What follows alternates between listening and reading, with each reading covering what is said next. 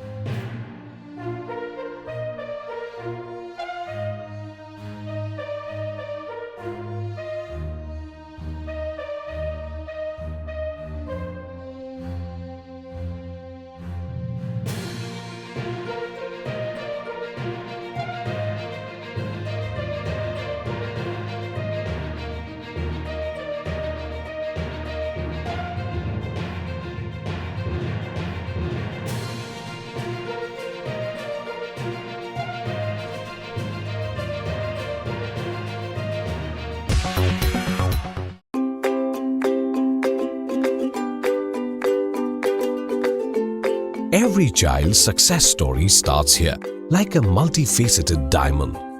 Every student who steps into Success School shines with brilliance, sculptured by teachers polished to perfection. If opportunity does not knock, I will build a door. To us, success comes in cans, not in can'ts. Success is falling 9 times, getting up 10. Some people dream of success, others put their heart and soul into working for it.